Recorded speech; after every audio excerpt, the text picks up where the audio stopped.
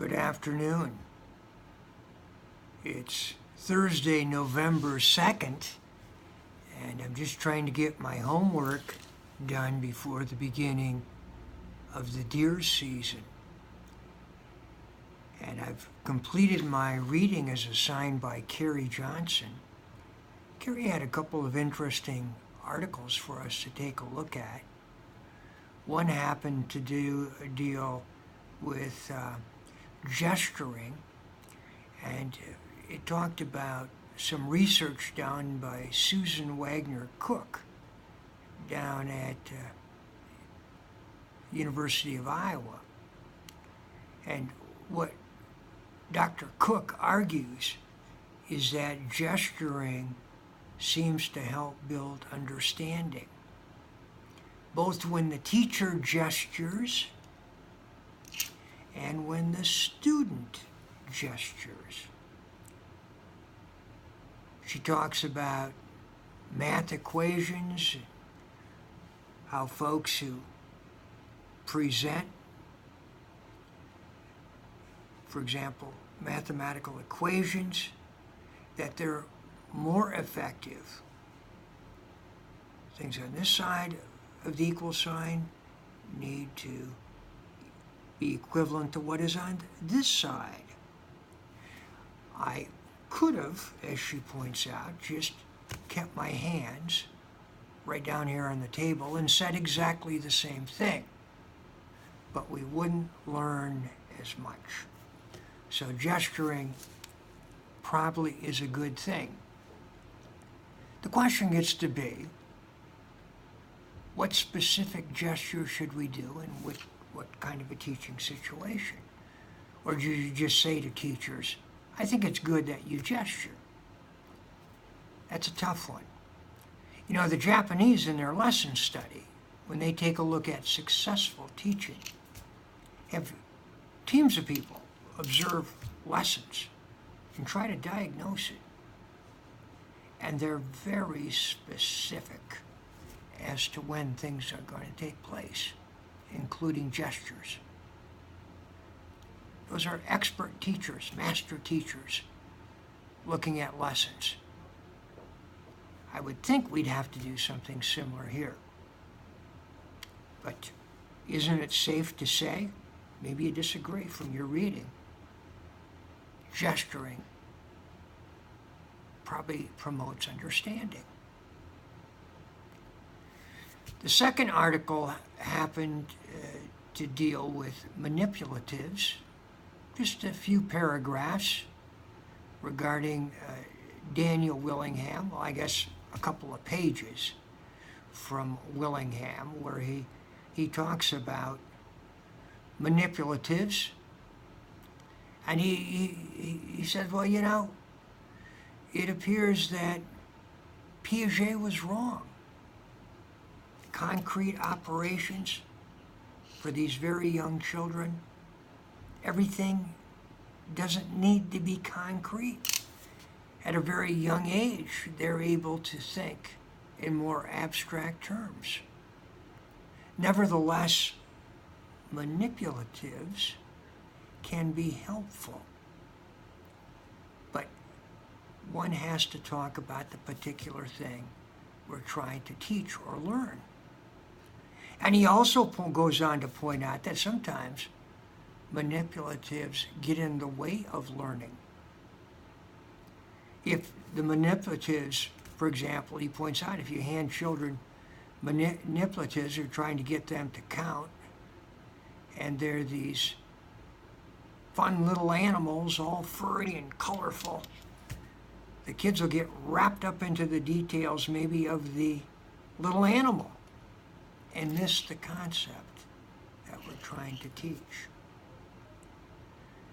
And he also pointed out that there's some evidence to show that some of the kids in the class who seem to be doing the best with the manipulatives in terms of solving the problem,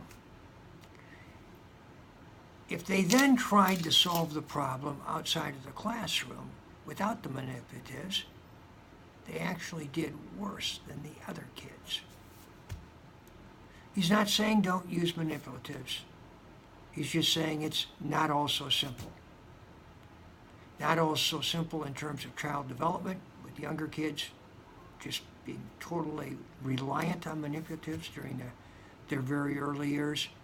And it's not also simple that every time you teach a concept that you need manipulatives for kids to understand it. Carey also asked a couple of other questions. She said something like, I'm looking for advice on being a better instructional coach, specifically regarding our reading needs. And what I would say about this is, for me, that makes me a little nervous. Why do I say that? You know, I think it's a lot like medicine.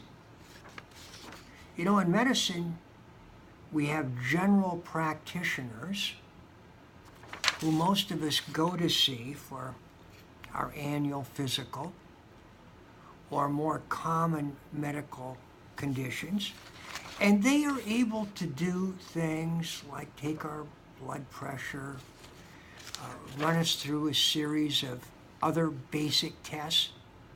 I'd say very similar to Willingham's 9 principles. Very similar to the techniques in Teach Like a Champion. These are principles and techniques that cut across all grade levels and disciplines. They apply just as much to music as they do to mathematics. My point is, we ought to become good general practitioners. Oh, we need specialists. We need instructional coaches. And I liken them, in many cases, to the specialists we have in medicine. You know, my father-in-law, Bud Rathke, had brain surgery in 1986 from a brain aneurysm. And his doctor was the world-renowned surgeon, Dr. Sant. And Dr. Sant operated on President Reagan. He saved my father-in-law's life when he was in his 50s. My gosh, the man's still in his 90s and thriving. What was it about Sant? Sant said to my father-in-law before his surgery, they had him at St. Mary's Hospital on Friday night. We can go in and do surgery tonight. You've got a red, angry brain, and to mop up that blood as soon as possible would be a good thing. But the team I have in here are not as expert as the team I'm going to have 2 days from now. That's my A team. And my father-in-law said, if it was you, Dr. Sant, what would you do? Operate tonight with the B team or go 2 days later with the A team? He said, I'd wait. You're taking a chance, but I'd wait. Because brain surgery, it's a niche.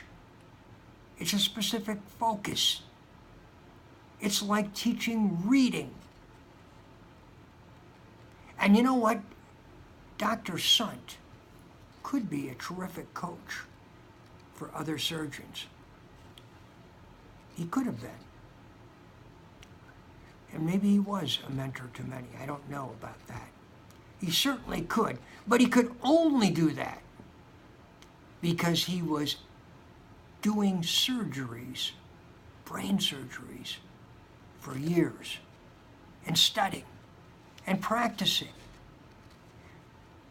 That's what you have to be able to do to be any kind of a coach. So reading coach, well, you know, I think Steve Steve Radke, maybe. Carol, I think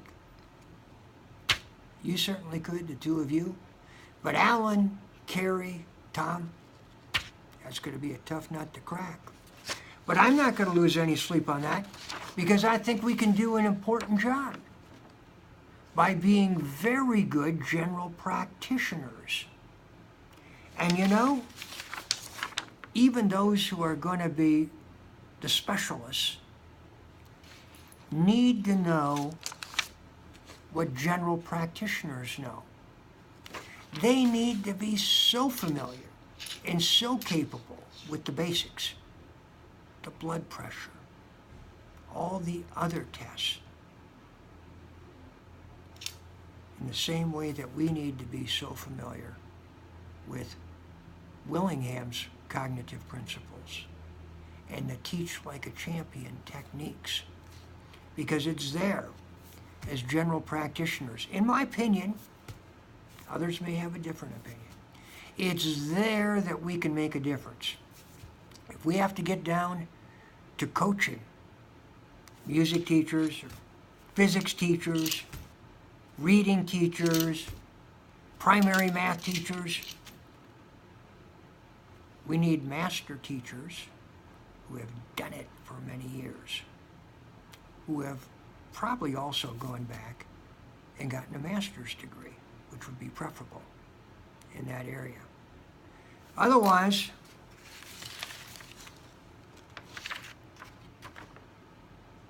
we're going in there and winging it.